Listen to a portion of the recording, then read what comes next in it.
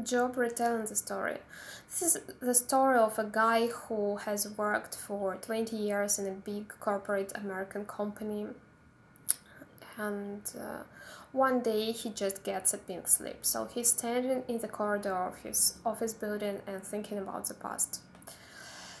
He graduated from a fancy school, then he finished a really prestigious university. He had several internships, and it wasn't surprising that he managed to climb up to the top of his career ladder and become a senior executive. Actually, he was head of marketing and sales department. He worked a lot. He worked 9 to 5, but his working day started much earlier at 7 a.m. He prepared for his days and he had a cup of coffee, and then he actually started working.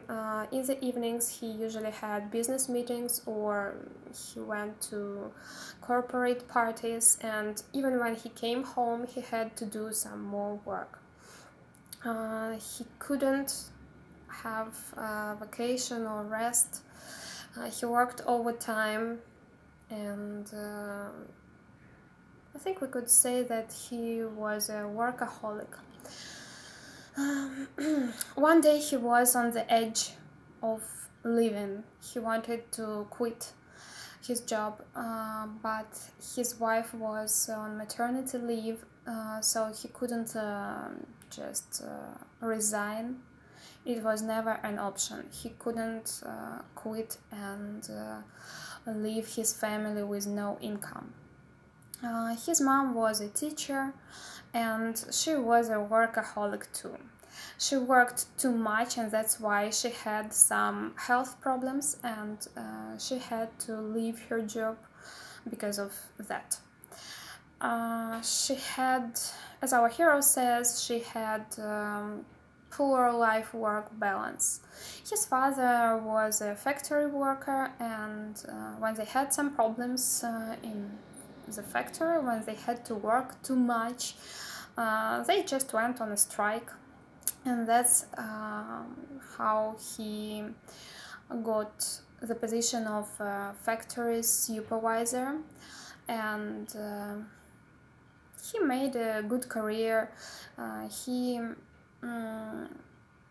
retired 10 years ago, but our hero couldn't just go on a strike as he was a manager, and so he was standing in the corridor and thinking about his life, and his boss told him that they needed to discuss some details, so he asked him to come into his office later, and so he was standing in the corridor and thinking about coming into the boss office and tell him